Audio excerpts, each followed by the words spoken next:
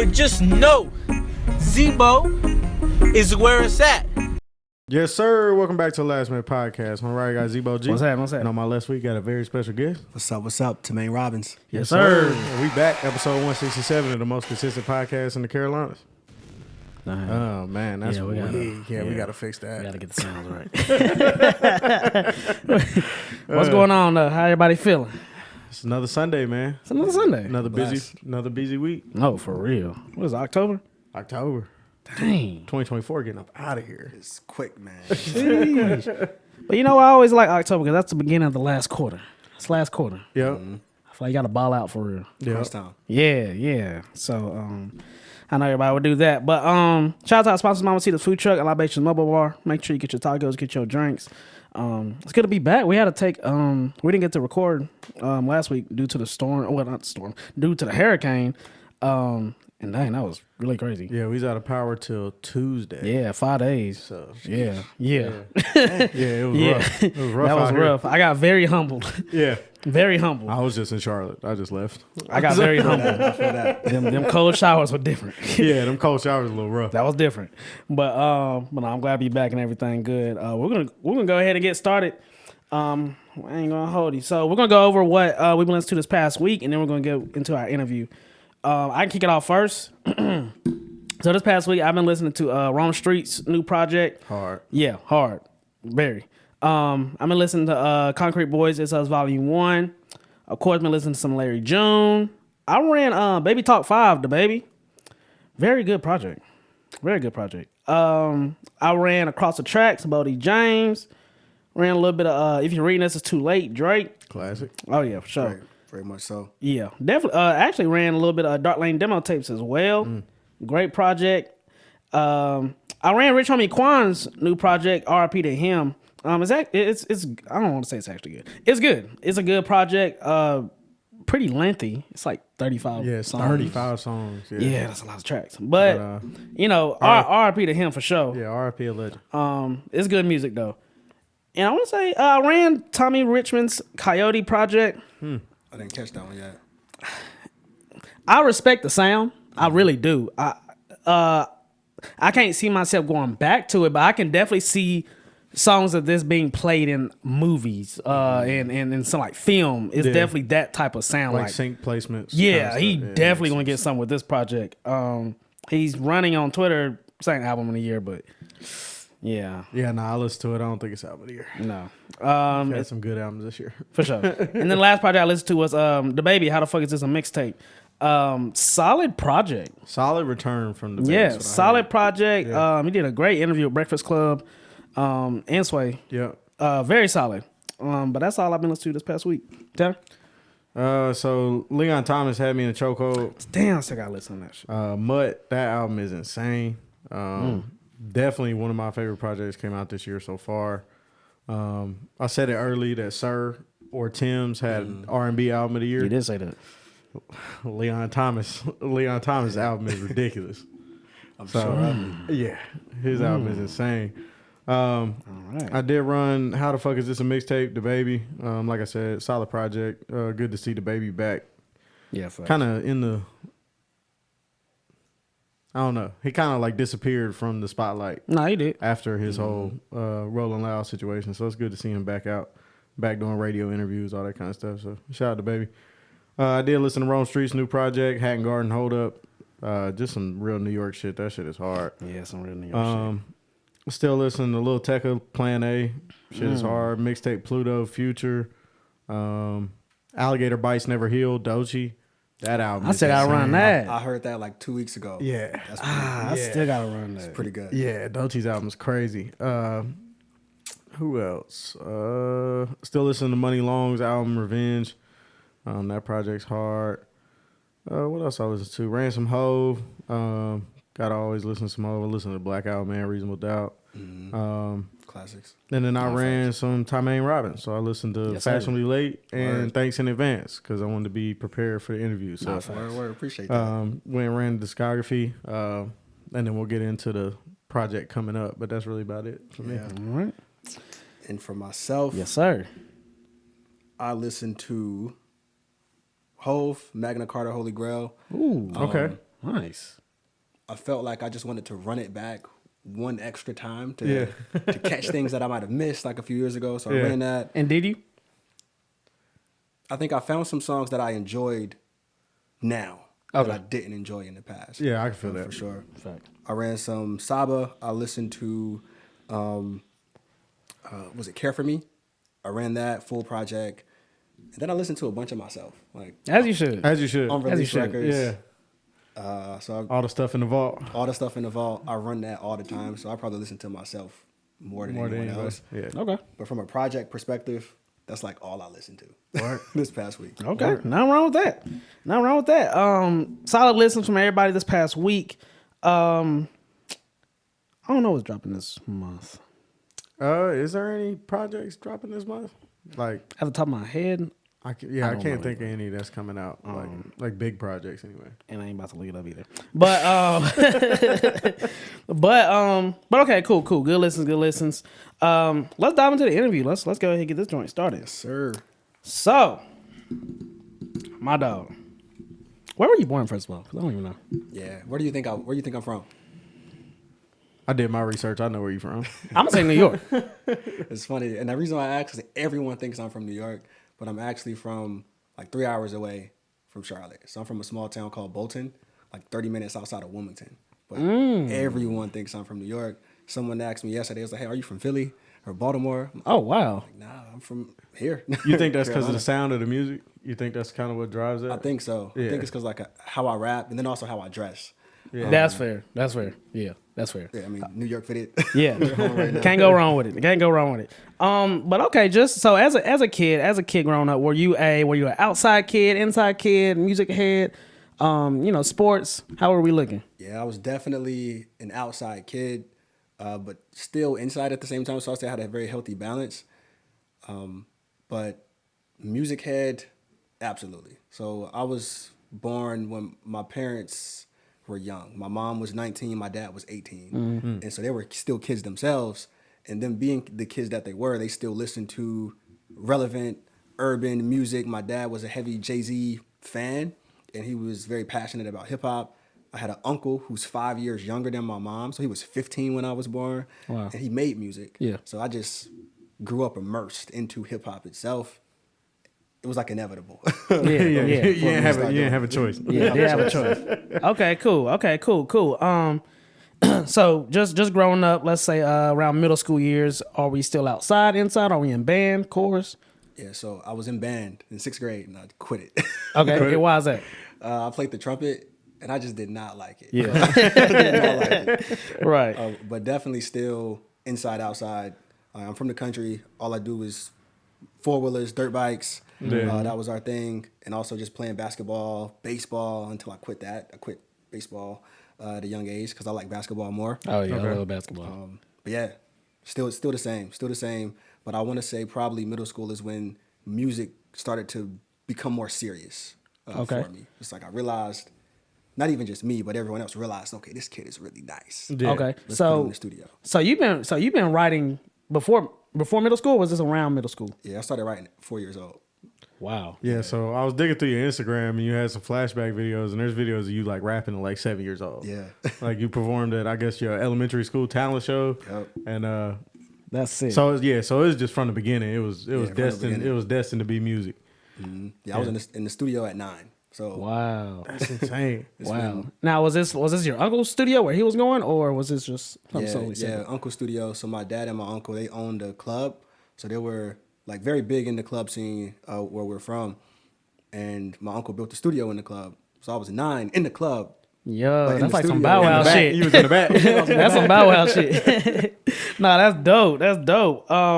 Now, were you was writing, freestyling? Yeah, I used to freestyle. So I used to write. I used to have like notebooks filled with like songs that I would just recreate off of what I heard on the radio, and I just make it my own way.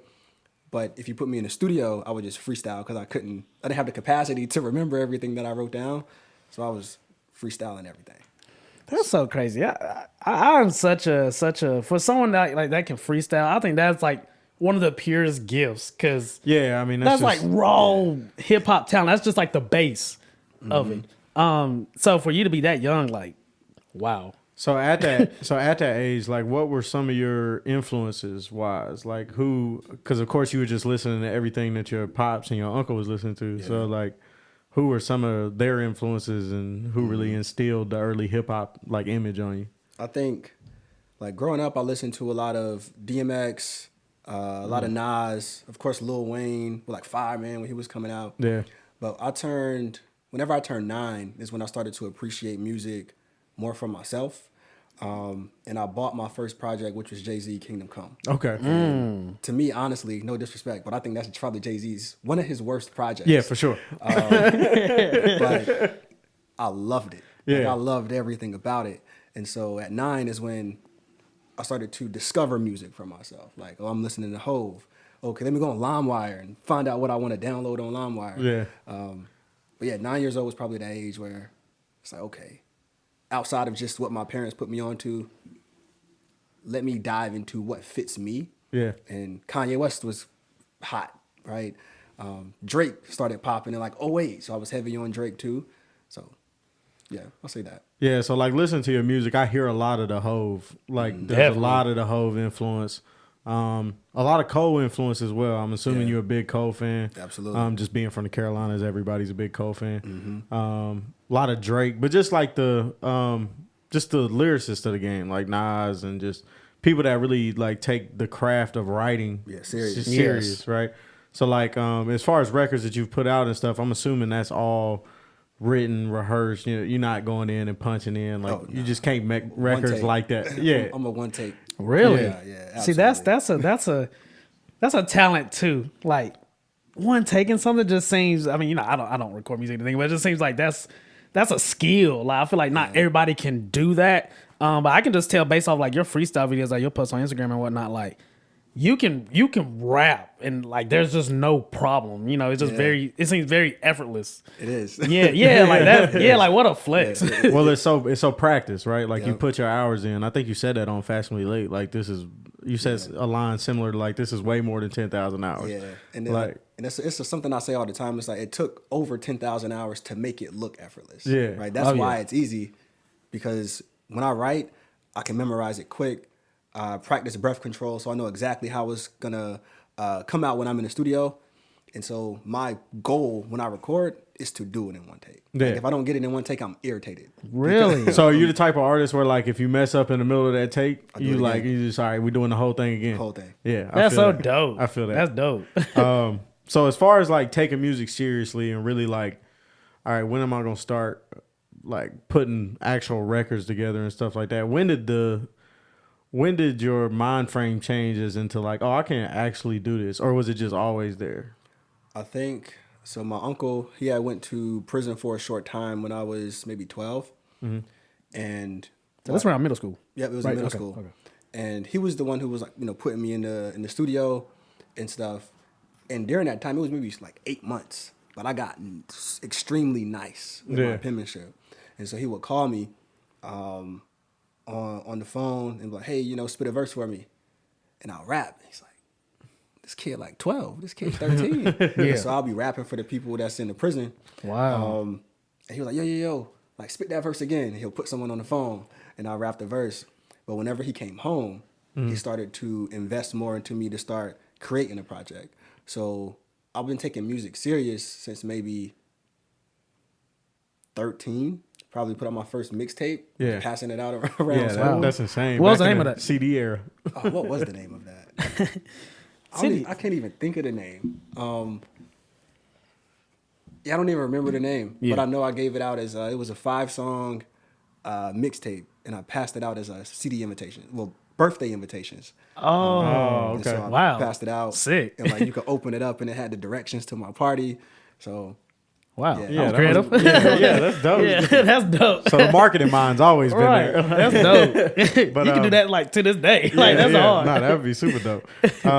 So, like, just digging through some of your social media and stuff, it looks like the car freestyles, or not car freestyles, but just the freestyles became very important to kind of your promotion and your marketing in like around like 2019. yeah, I'd say 2018. 2018, Yeah, is when you really started focusing on that.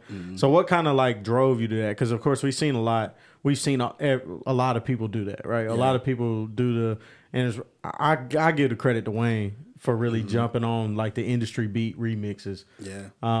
But what kind of drove you to do that, and what impacts and did that have on just you getting out there? And also, before that question, the last question gets away from me, how was the reception amongst like your classmates and friends? Was it? Yeah, at school, like in high school, middle school, it was great. Like something that I used to always, and I don't want to say been jealous of, but you know when like rappers have that story of they told me I couldn't make it. Yeah, I'd never experienced that because Because it was nice. Always nice. They'll run with that. They'll run with that. I'm like, I don't have that underdog story. Yeah.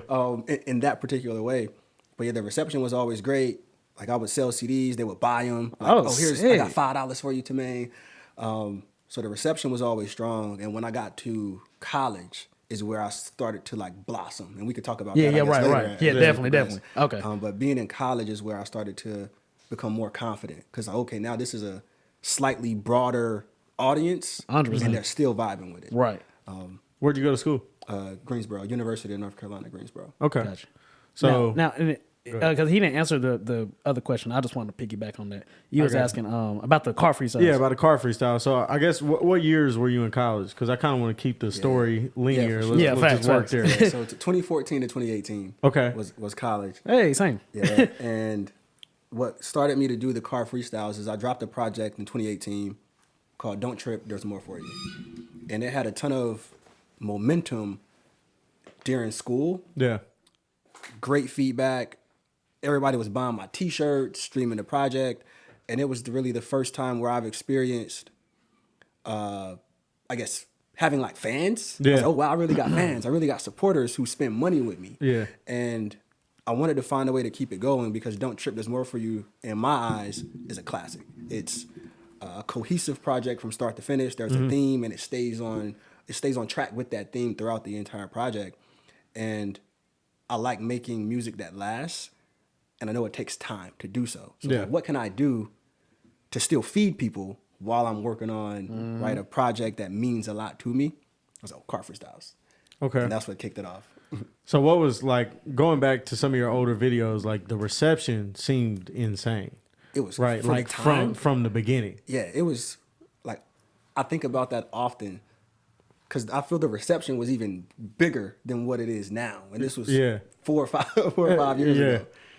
That's insane. Like and of course you were jumping on like you were doing a lot of classic beats. You did do some beats that like some people like say you're not supposed to touch, right? Like you got on Dead Prez. Yeah. And like that's just certain, that just shows the knowledge. That's the confidence too. And the confidence behind like just your ability. Absolutely. That like I can get on this beat and certain people would get on that beat and everybody be like, oh, you ruined it. But you were able to get on the beat and there's nothing but love in the comments. Like nobody's like, I can't believe you did this beat and like all that stuff. So that's super dope. So that kind of leads you into, so you're doing the car freestyles, you're working on really just building your name and working on your next project, which I believe was Thanks in Advance. Yeah, and actually it wasn't.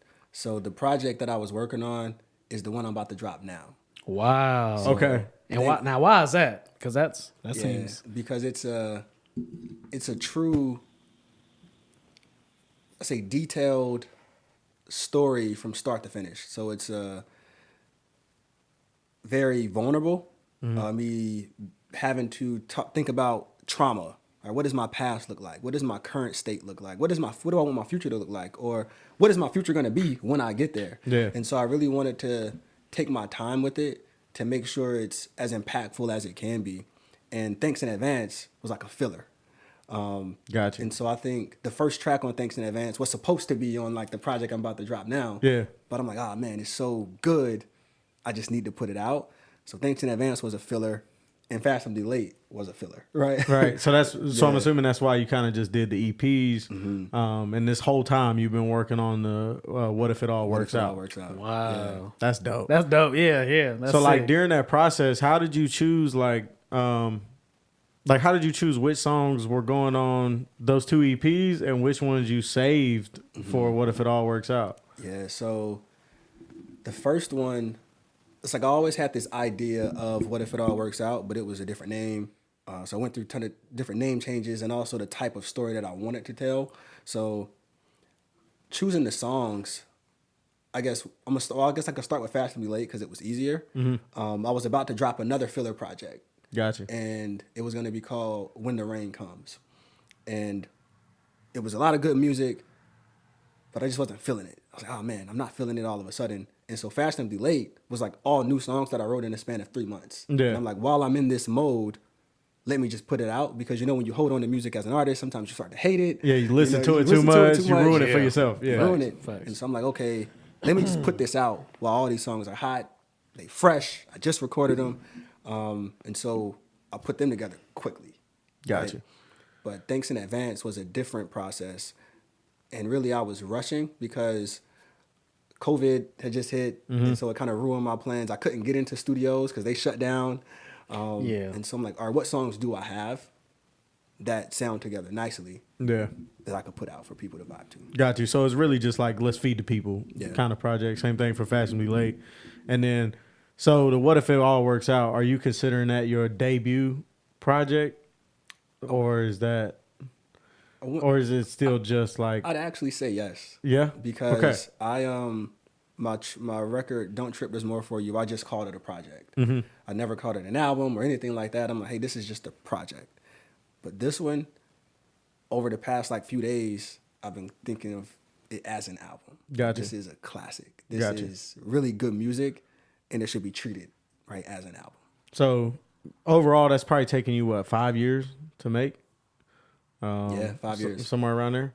So what is the process of you making that music, and is it hard for you, right? Because you're saying it's going to be a story and you're really diving deep into your past and what you want your future to look like, and kind of just looking at yourself in the mirror. Yeah. Was that process hard for you, or? Yeah, it was difficult to create the songs to match the emotions that I'm trying to convey in the music. So it's it's like, okay, I know I need to tell write a song about this part in my story. How do I write that? Gotcha. What does that sound like? Is it a boom bap? Is it slow and emotional? Is it hype? So figuring out, all right, how I'm going to tell this message, that's the hard part.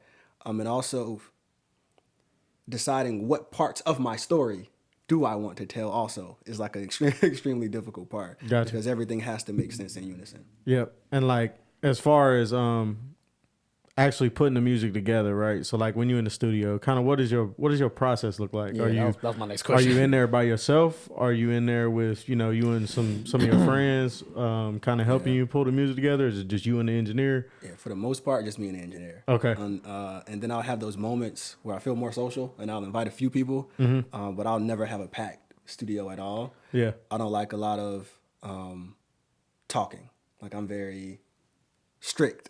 Yeah, let's lock in. It's let's lock in, let's do this music, and we talk after. Gotcha. Or if you have a great idea, throw it to me. Right. If you think I should say something different, throw it to me. But I don't really like to politic too much, because Okay. I feel this is my safe haven. This is my church, Yeah. right? Just let me do my thing. Right. And I'm always well prepared before I go into the studio anyway, so I know how I want to execute walking in. Gotcha. Now, I do want to ask, so do you do you just knock out a whole bunch of songs at once, or do we spend time just on one, make sure it's perfect, get it mixed, all that, then next, drop the next one, or we just let's run it. Let's run it.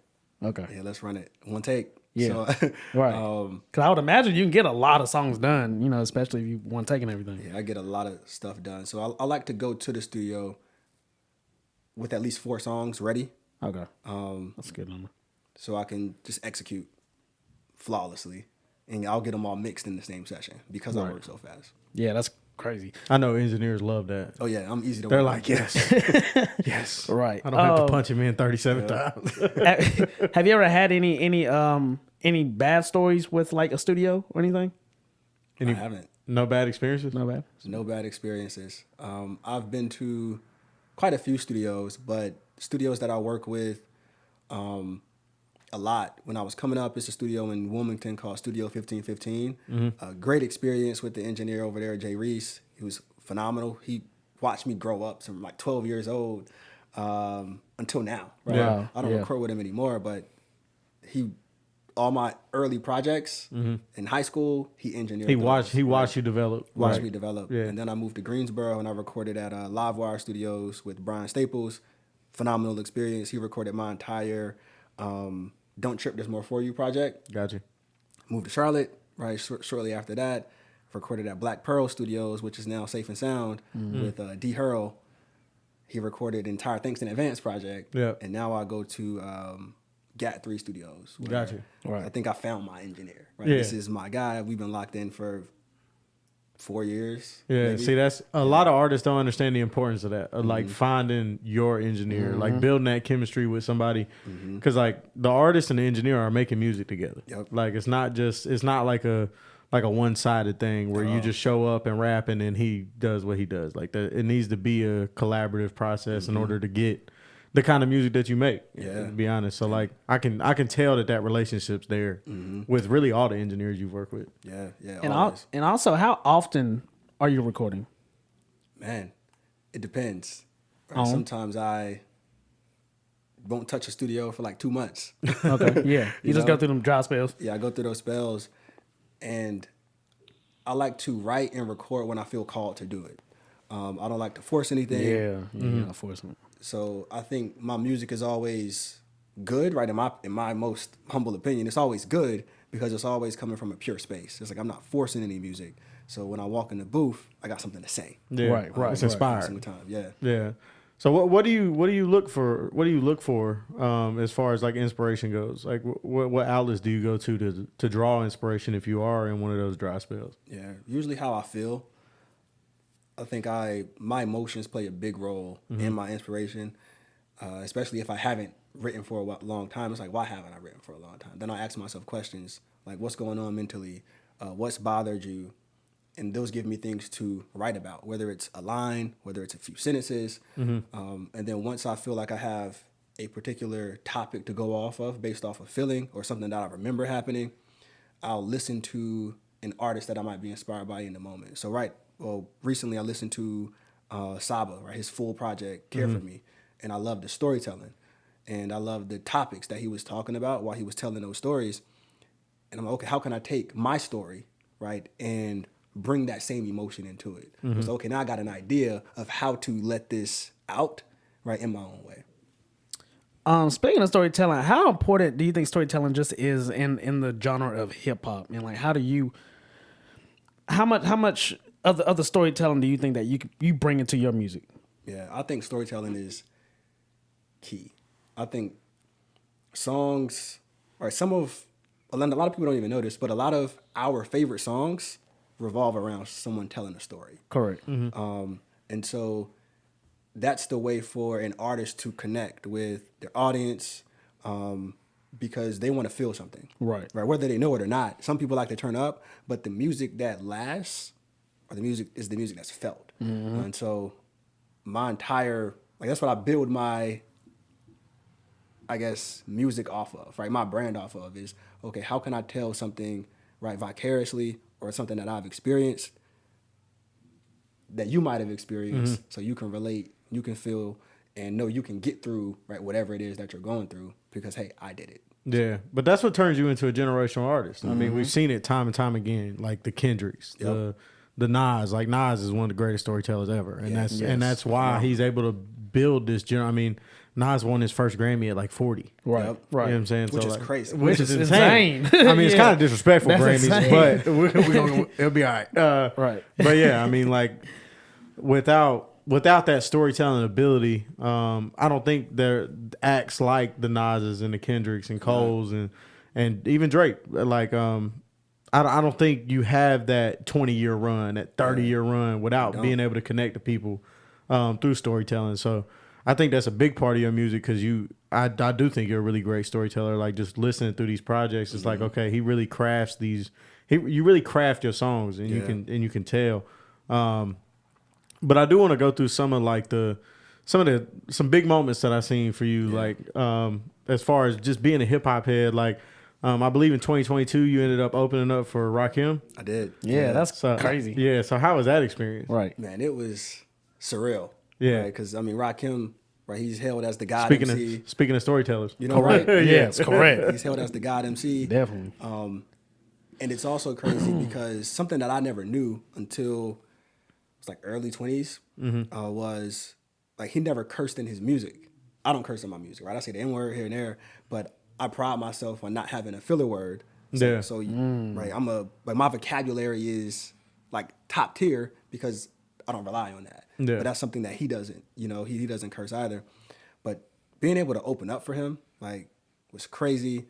And then we chopped it up backstage. Yeah. And we had a great conversation, shot some footage, and I got his email. I've been reaching out to him. Yeah. So, hey, Rakim. We still got to If you link up see and this. talk. If you see this. Give him a feature.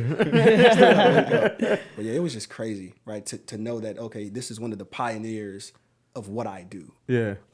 And to be able to open up for him was, I mean, a blessing. So as far as reception at that show, because you know, as an opener, sometimes it can be rough depending on like if you get put in the wrong environment. Of course, I feel a Rakim show. The fans that were there were probably Definitely. very pleased to see Wish you his as the hands. opener. Yeah. Yeah, it was but- definitely dope. As far as like the crowd's reception to you, how do you feel like that went? Yeah, I think it went. I mean, it was great. It was Yeah. great. And I performed with my cousin.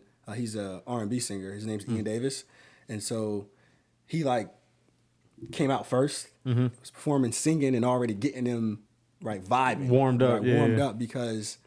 You're at a hip hop show. You're not expecting an R&B singer who's soulful, Yeah. right, Right. to come out and do their thing. And then I followed in line right after that. So it was, I mean, warmed up for me. It was prepped for me, Yeah. already. And yeah, it was a very engaging crowd. That's dope. So as far as that, was that your first like I would say big moment opening wise, like being an opener for a larger artist? Yeah, Yeah. first one. Man, that's a good one. Yeah, that's a good one. That's a crazy good one. That's a solid one. So as far as some other stuff I seen performing at Revolt House, South by Southwest 2023. that's how was wild. that? How was that experience? Man, so I went out there. Yeah, I'll tell the backstory. So I went out there because I was performing with On the Radar at a show they had, and Revolt House, they had something on Instagram, and they said, hey, if you're an artist and you want to perform, like just submit something of you rapping.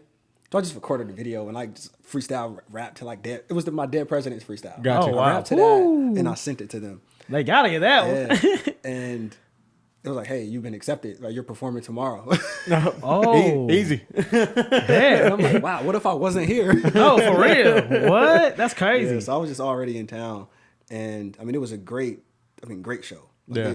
I met a lot of good people, still have great connections today from some people at Revolt, but phenomenal experience. And I think it was just furthermore confirmation Yeah. that, okay, I'm like that. I'm dope. Yeah. I'm really nice. So as far as South by, was that your first South by Southwest? That was the first one. How was the just overall experience Yeah, of how South was by it? Southwest? I mean, Austin, they say Austin is a weird city. Yeah. I mean, so it's definitely a weird city, but very artsy. And I love the fact that there's just always something going on. Mm-hmm. There's great people who want to build meaningful connections with you. So there's a lot of artists I connected with at the show, after the show, and just like walking around. And I went to South by Southwest again this past year, and it's the exact same thing. Just Yeah. nothing but love. And people just want to showcase their art or help people, right, who make music or right do any other genre, film, etc. You know, it's such a big festival, but everyone's just trying to connect Yeah. and build. Yeah, and I feel like that's a big ground zero for a lot of artists. Like Yes. that's like a lot of artists got their first spark in the music industry at South by Southwest just because of exactly what you were saying. There's just so many people out there trying to build and trying to just chase their dreams. It's just a place full of people that are trying to chase something. Yeah, So beautiful. yeah, that's super dope. Go ahead. I was gonna say just as far as performing, what are just a couple things that you keep in mind while you performing, or and what are some great artists that you would like to that you think you perform like, or that you think you get inspiration for as far as like performing? I think I like to look at Kendrick Lamar's performances. I really love his. I look at Nas, so I study Nas's performances. Main reason I study Nas is because he makes the crowd stay still. Like, you have to pay attention to what I say and hear what I have to say. Right. And that's what I want to do every time I rap, is make you stop what you're doing and you got nothing. There's nothing else for you to do but look at me. Correct. Yeah. Do my art. I study J. Cole's performances also. And as of late, so I had a show at Post Experience, and De Niro Ferrar, his show, I loved how interactive it was. So he was talking to the crowd, eye contact was strong, and he acted like a star. And not on from an egotistical standpoint, but his aura was, I'm a superstar. Like, I'm supposed to be here. I'm supposed to be here. I'm commanding the stage. I'm commanding the room. I'm commanding what the stage manager is doing. I'm commanding the DJ. The room control. You know, Yeah. and I think that was so powerful. And that's something that I like, okay, let me grab that. Let me figure out how to add this right to what I do. And so what I pay attention to now, eye contact and engagement. So yes, I want you to stay still, but how can I make you feel what I'm saying even more? So I'm gonna look at you when I rap this verse. I'm gonna look at you right when I say this line. Yeah, that's it. Yeah, and I think that just draws the people in even closer, right? Because They want to feel something. yeah, exactly. They want to feel wanna something. And I think a lot of artists kind of lose that, right? As far as like crowd control and getting the crowd involved and making the crowd feel like they're actually at a show, right? Yep. Like, let's not just stand on the stage and rap. Like, let's make these people feel what I'm saying. Yep. So I think that's super dope. I haven't had the chance to see you perform yet, but definitely looking forward to it. We missed you. I was like, we went there. We went the second day. I had to shoot an Artist Day Samaj there, but I was like, "Dang, when he performed?" I was like, he performed yesterday. He did a great job. I was like, "Damn!" Like, I was hoping I would just happen to be able to see you as well. Yeah, but I heard your performance was really dope. Yeah, it was good. It was good. Yeah, that theater was dope. I was like, that was the a Black dope- Box Theater. That was my first time I'd ever been Me there. too. That was a dope venue, though. I've been there before, but I've never saw it set up like that. Yeah, I like the setup. Yeah. Yeah, the setup was nice. The sound was good too. I like the the pit area. You can be in the back, got the bar, all that. The display in the background. Yeah, that was hard. That was definitely hard. Just one more question about performing. What's one of your best or worst performing experiences? Good story. Best one I'd say was my most recent one. So I performed in New York during Fashion Week. Correct. That was 10 out of 10 performance because I had just done Post Experience and I just saw De Niro perform. Correct. And I immediately pulled some ideas from his performance, added it to mine. And one of those was engagement. So I had the crowd chanting my hook. Wow. I hopped off stage because I felt like I lost engagement for maybe 30 seconds. I'm like, how can I grab it back? Hopped off stage, went into the crowd for the duration of my 15 minutes. And every song was felt because I'm walking around through the crowd, looking people in their eyes, rapping. Correct. I had a love song. I grabbed a woman by her hand and like rapped to her. Right. And That's a cheat code. That's a cheat code. Huge cheat code. That's the classic cheat code. So that was probably the best because I truly felt in my element. And worst, man, I used to be so stiff like on stage because I was nervous. Yeah. 12, 13. Yeah. I knew I could rap, but I used to be extremely stiff. But I actually had a rap battle when I was probably 12, 13. And there was, who can rap? I was like, of course, me. And I was in an area where nobody knew me. So I'm like the only kid that nobody knows. And so we did heads or tails. I was going to go first. And I choked. I just forgot all my lyrics. And everyone was like, "You're not supposed to do that." Boo. Oh, man. We just kids, so they embarrassing me. And the other guy killed this verse. Oh, man. So that was pretty embarrassing. At least you got that out the way early, though. I got 12 years old. Literally, yeah. That's a fair age. That's a fair age. I got my face back because we had rounds. Right, right, Second right. round, I obliterated them. Yeah. Okay. And third round, I won too. But that first. That hurt, did it? It's like that 8 Mile moment. Yeah, 8 Mile Yeah, moment. the 8 Mile moment. Just like, man. They booing.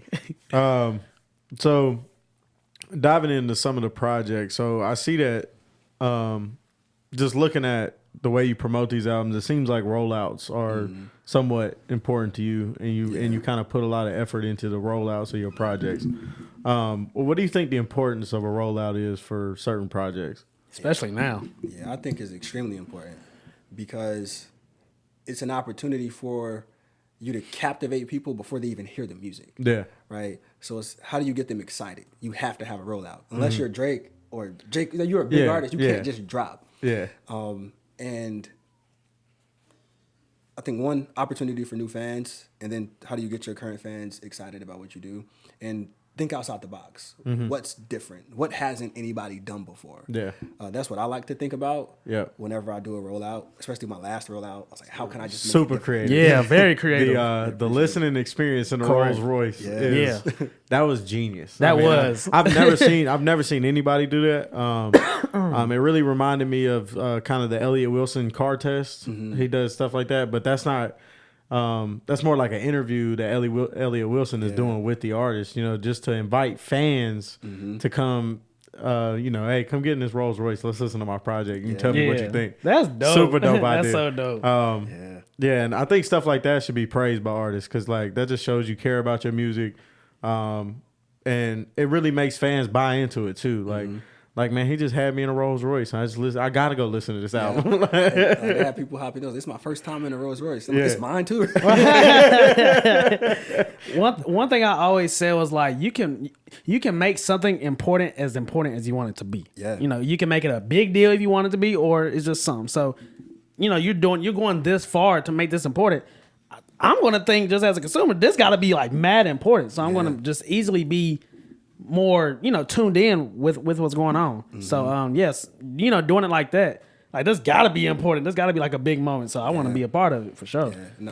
Plus, I think you did an experience like that for fans makes them really feel like they're part of the journey. Correct. Right. And like, remember, like just you'll always remember that moment. Like, yeah, I remember this one time I went on this listening ride with someone. You know what I'm saying? Like that's dope. I always liked how Tyler Creator did that. He always made his fans feel like they were a part of this whole journey. Yeah. I'm a huge fan of Tyler Creator, and I just remember just feeling like I was a part of from this album to this album to this album to this moment. I just felt like I was part of that. Like I'm part of being like that. So you doing like that, that's a great way to get new fans, keep your fan base wanting to hear more. That's the kind of things that turn you into a generation. Yeah, that's what you got to do. Because even just think about all the greatest just hip hop acts that we've seen. They made their fans feel as if they were part of the journey from the very beginning, right? Like Cole, right? He's in college. He's dropping the warm up, the come up, the Friday Night Lights. Like you just felt like you was there. Right? Yeah, like when it's a moment. When Cole got signed, we all felt like we won. Yeah. Correct. No, like, for real. and it was Correct. just like, man, this is crazy. Correct. And I think that's super important. And I think it's dope that you are aware of that and really focus on that and give that to your fans because like, especially nowadays, a lot of artists don't appreciate their fans as much as they should. And I just feel like in your music and the way you present it to the people, you really appreciate all your fans. Yeah. So, and it's like what one person would say, like that's a lot of work, that's a lot of money to do, yada yada. You don't mind going that extra mile. I feel like you have to go that extra mile, especially if you wanting like be a generational artist. Just go that extra mile. Like it don't hurt. You don't lose nothing going the extra mile, especially if you really care about your fan base and they're going to see that you're going the extra mile. So I'm just going to always stay tuned in with you. Yeah, got to. Yeah. Because my big thing is I care so much about this, but I can't be successful unless other people care too. Correct. Right? But they're only going to care as much as I care. If I care. Yeah, correct. So you got to invest. Got to. so as far as like other performances, other opportunities that I had to see you perform that we missed, Gold Mouth Garage. Yeah, so we showed up late. Dang, I think I was doing a wedding that day. I was out of town. I didn't get to go. Dreamville, 2024. I'm thinking of the loot joint in Bedford City. Never mind, my bad. Yes, correct. Gold Mouth Garage. We Yes, showed up my late. bad. We thought we was gonna catch you. We missed you.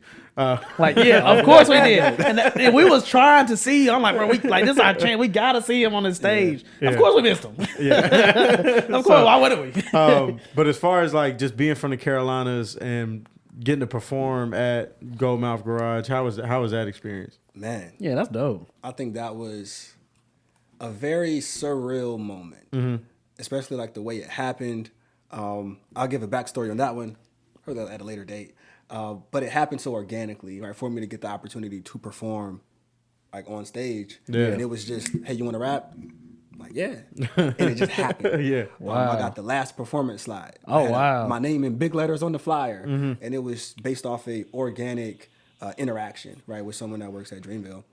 And It was meant to happen. it was meant to happen. Yeah, it was meant to happen. And I hopped on stage and I didn't know I could like bring my own DJ. Yeah. So I didn't have a DJ. They found me a DJ in like 10 minutes.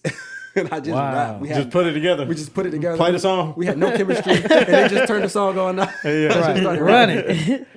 But see, like that's just taking advantage of the moment. Like, hey, they gave me an opportunity, so now I got to go up here and capitalize. So do you have your own DJ?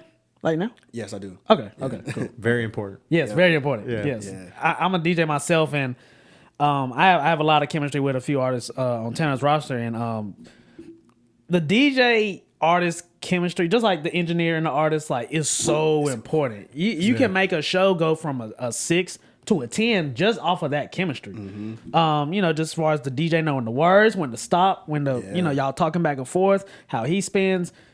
So important. So that's good that you have your own DJ. I always try to tell artists, like, you need your own DJ. Like, Yep. that's actually an important thing to have. Extremely. I saw Ruben Vincent perform Yeah. with his own DJ. Yep. Man.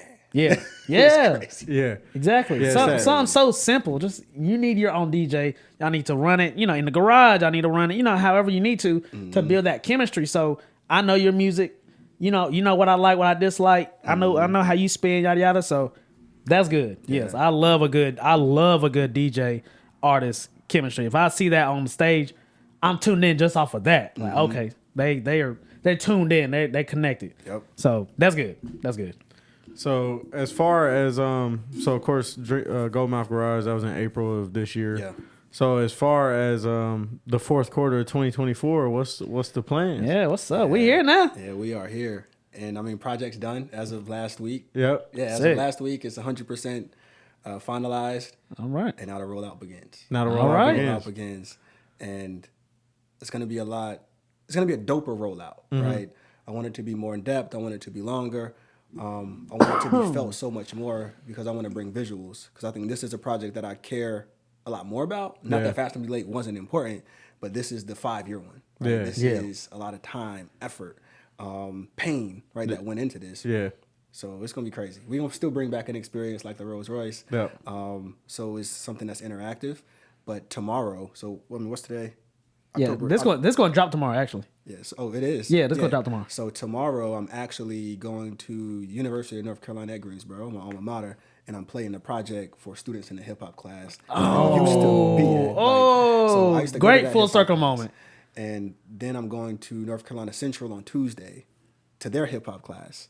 And I'm playing a project for their students also. So That's like, hard. the rollout is like starting literally tomorrow. Yeah, no, literally. But starting today. Starting today, right? Starting today. I'm glad we could be a part of that. That makes this way more even perfect timing. Literally, it was supposed to happen. That's hard. So you haven't announced a date yet. Hey, somebody had to say it. So you don't have to give us the date right now. So- But, are we thinking 2024 or 2025? 2024. Okay. 2024. Okay. So we're gonna get it. Okay. We can roll with that. I'll take that one. I ain't gonna ask for the exclusive date. We'll roll with that. We'll roll with that. I do want to ask, what's one thing that's really going to stick out in this project than your other ones? I think what's really going to stick out is, because I'm trying to figure out a way to say a lot without saying too much. That's fair. That's fair. That's fair. I think something that's really going to stick out is I feel every song is going to draw you in. It's going to pull you in. I think also because it touches on a lot of important things that aren't touched on a lot within the rap community, music community. I think things that aren't touched on while people are working jobs in 9 to 5, things that people don't talk about after experiencing college for the first time, right? So it's really hitting on things that a lot of people are going to relate to, and it's just gonna grab you. It's gonna grab you, and you can't Like you have to listen to it from start to finish. Gotcha. Okay. You have to, because that's how you get to understand. I mean, my testimony at the end of the day,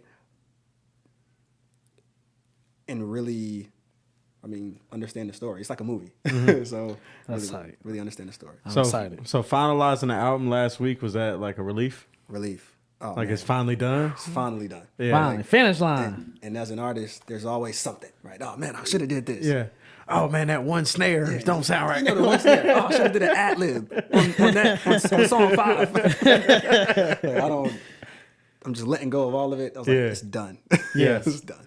That's dope. As far as so is the entire project done with your current engineer that you were at GAT3? Yep, got 3 Ace. My boy Ace. So that'll be dope. I know that chemistry will be there. So what about production wise? Is there a lot of repeat producers, or is it kind of going back and forth? Yeah, it's just some repeat producers for sure. Even my guy Ace, he has 3 records on there that he produced. Yeah, you'll see a few repeats, maybe like 3 repeats. Okay. Yeah. Gotcha. And is there any unique story or anything about the cover art? Yeah, so no unique story at the moment. I'm also thinking about doing a different version of the cover art also. Okay. As I'm starting to think more about how do I want to present this. I feel I'm inviting people. I think this helps with the last question you just asked me too, is I'm inviting you into my world. Yeah. This is a world. How do I make this world important? I love the cover art, but how can I make you care so much more about it? And that's what I'm figuring out right over the next few weeks, because I got to submit everything ASAP. Soon. Right. But yeah. Okay. Cool. That'd be dope. I'm excited. Yeah. I'm excited. Yeah. I was like, I'm just off what you said. I'm excited, and definitely just personally, let me know how it goes. Playing your album for the students at the 2 colleges, because that's dope. I can just visualizing this. Like that got to be real dope, especially considering you was in one of those classes, and now like that's a dope full circle moment. So yeah, definitely enjoy that. Make sure you get some footage or some honest, whatever you need to get. Definitely Yeah. got to film it. Yeah, That's yeah, great. yeah. That's Like great content. Like I got somebody with me. Yeah, I'm very like intrigued. Just okay, I'll definitely peep that out. And it's something that I feel was different. Yeah. So it's like, it's out of the box. What can I do That is different. to make my rollout stand out? Yeah. So it's like the first piece of it. That's hard, man. Be dope. I love hip hop.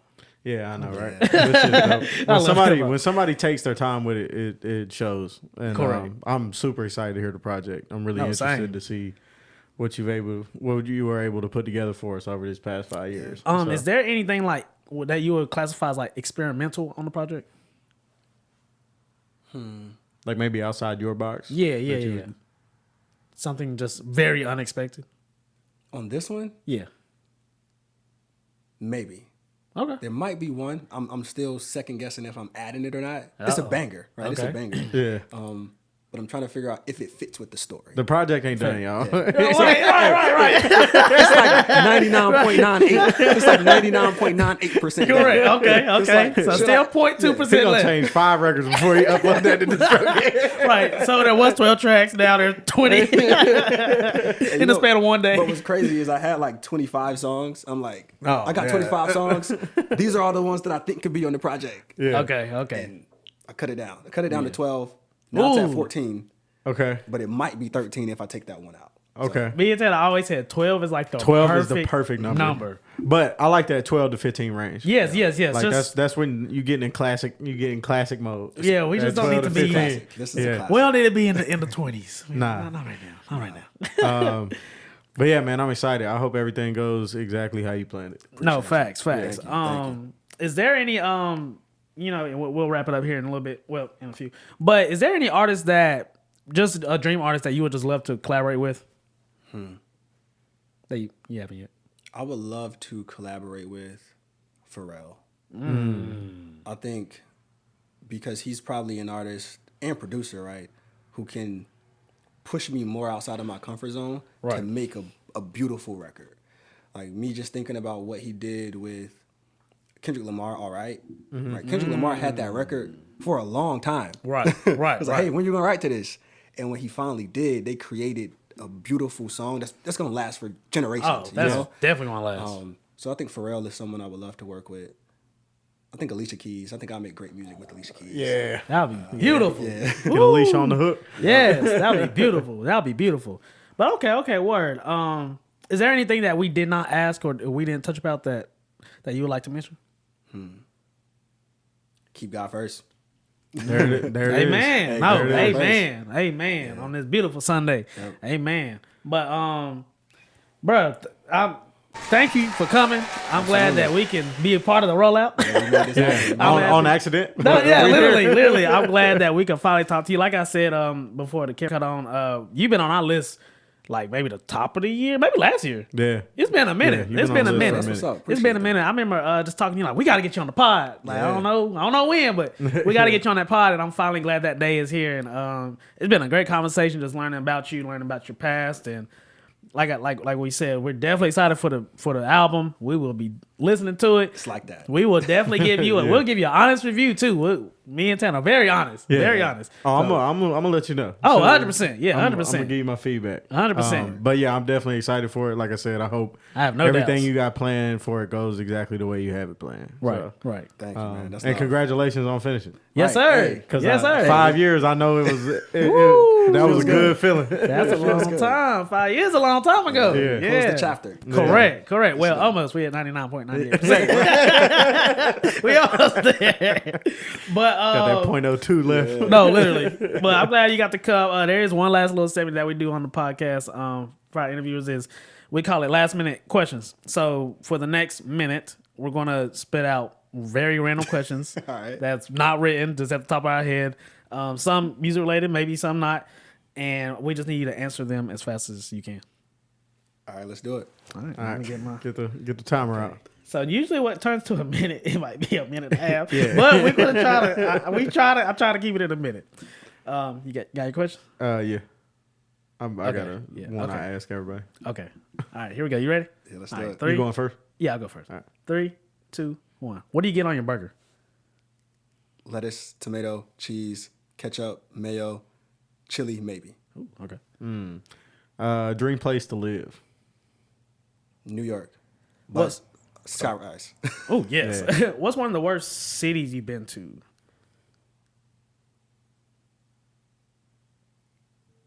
Los Angeles. Fair. I'm not mad at that. Yeah, I'm not bad at it. Dream car. Ooh, I don't have one. You don't have one? Yeah, I don't have one. But for sake of this, Ferrari, Spider, Okay. What color? red. Yeah, got to. What's one of the best beats you've ever heard? Down and out, camera. Ooh.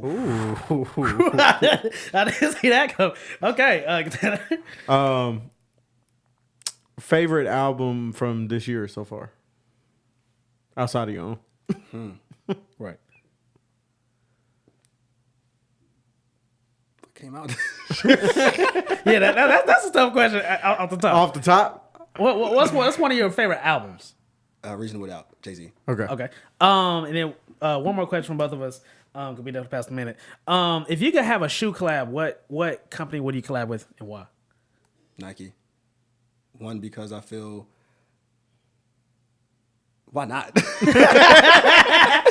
was going to try to go deep. Let me give you a deep answer. Actually, why would I not? That's funny. I ain't got nothing else. Literally. And then one from you, Ted, then one from me. All right. Favorite color? Blue. All right. What's your Bojangles order? Chicken Supreme. Got to. Side of fries. Honey mustard. What drink? Water. Amen. Okay, Amen. I I'm not respect mad the at water. it. Yeah, I respect the water. Good last minute questions with Tymain. Yeah, man. I think we good. I think we good, man. We good. What if it all works out? What if it all works out? Amen. Coming 2024. Yeah. Coming next month. We have no idea when. Next Friday. Out now. Tomorrow. Let's clear. All minds and hearts clear. I think we good. All right. Make sure you follow my guy at Tymain Robbins, Tymain Robbins, everywhere. yes, sir. Make sure you follow Tanner at Pay to Play Records. Make sure you follow me at Zebo.g, the Zebo Pay Zebo NC, the podcast page Last Man Podcast. Make sure you tune in to Zebo's Boombox, where you can find your next favorite NC artist on Spotify and Tanner, curated by me and Tanner.